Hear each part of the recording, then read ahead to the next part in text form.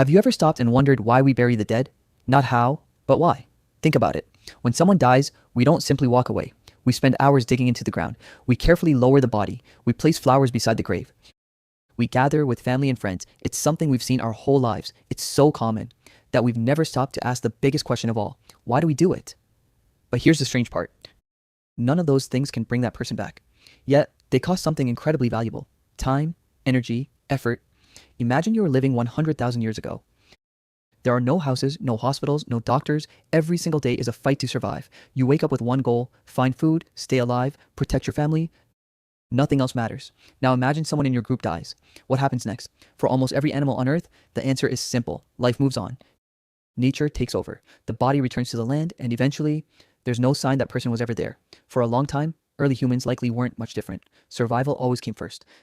Spending hours with someone who had already died meant losing precious time you could have spent hunting, gathering food, or protecting the rest of your group. And in a world where every day was uncertain, that was a dangerous decision. But here's where the story takes an unexpected turn. Archaeologists have discovered something that shouldn't exist: ancient graves. Not bodies left behind by chance, not people covered by landslides, but graves that appear to have been dug on purpose. The bodies weren't simply abandoned. They were carefully placed, sometimes lying on their side, sometimes with their knees pulled toward their chest, as if someone had taken the time to position them with care. And that's the mystery, because digging a grave wasn't easy. There were no metal shovels, no machines, only hands, simple stone tools, and hours of hard work. So why would anyone spend that kind of time and energy on someone who could no longer help the group survive? At first, it seems like a completely useless thing to do. But what if that useless act was actually the beginning of something much bigger? Because the first grave wasn't just a hole in the ground. It may have been the first clue that the human mind had begun to change. So what made humans stop walking away? For years, scientists have searched for the answer, and the clues weren't hidden in ancient stories. They were buried beneath the ground. Some of the oldest human graves ever discovered contained something unexpected. Not just bones, but objects, stone tools, animal bones, and in some cases, even traces of red ochre, a natural red pigment that many researchers believe was placed there intentionally. Think about that for a moment. Why bury someone with tools they could no longer use? Why place valuable objects beside someone who would never wake up again? It doesn't make sense, unless the grave was never really about the body. Here's where the story takes an unexpected turn. To bury someone isn't just a physical act, it's a mental one. Before you can dig a grave, you first have to imagine something you cannot see.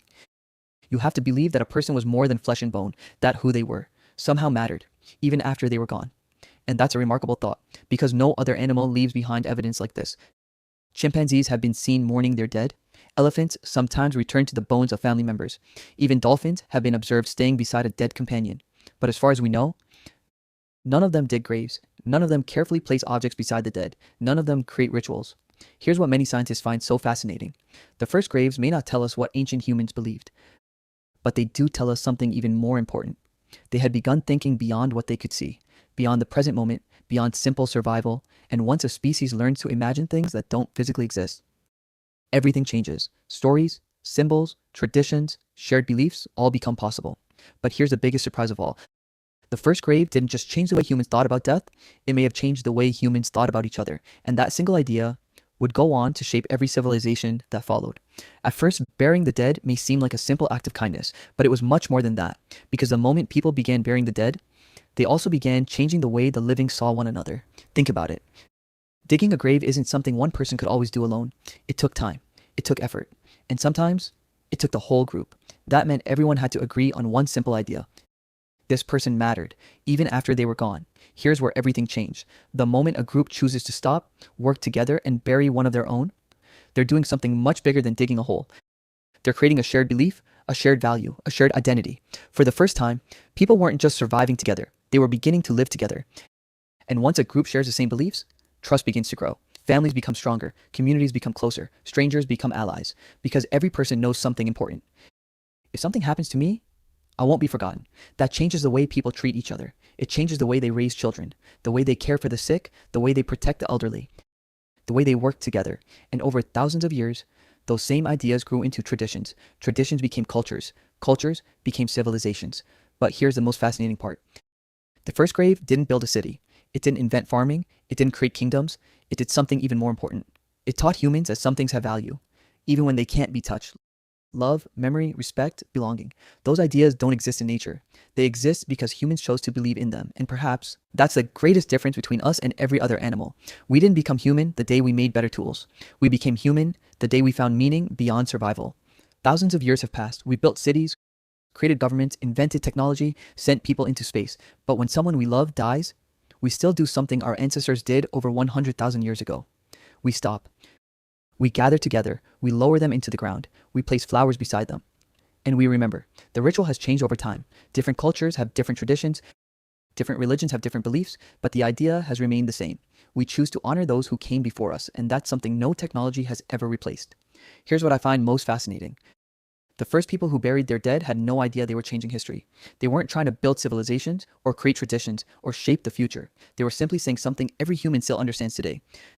This person mattered, and perhaps that's what made the first grave so important. It wasn't just about saying goodbye. It was the first time humans proved that survival wasn't the only thing that mattered anymore.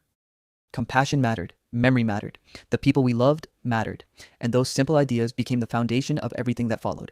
Families, communities, cultures, civilizations. So the next time you see a cemetery or place flowers on a grave, remember this. You're taking part in a tradition that began tens of thousands of years ago. A tradition that may have marked the moment humans stopped living only to survive and started living for something greater. So does this mean the first grave was the beginning of civilization? Maybe, maybe not. We may never know exactly what that first person was thinking, but we do know this. At some point in our history, someone looked at death and chose not to walk away. They stopped, they stayed. And they did something no other species had ever done before.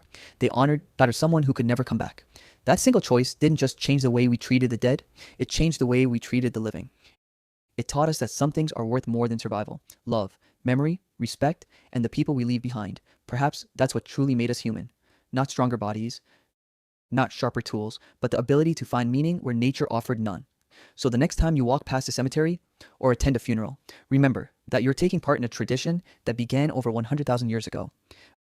A tradition that may have started with a single grave and ended up changing the course of human history. Now, I'd love to hear your thoughts. Why do you think humans began burying the dead? Was it love, hope, respect, or something else entirely?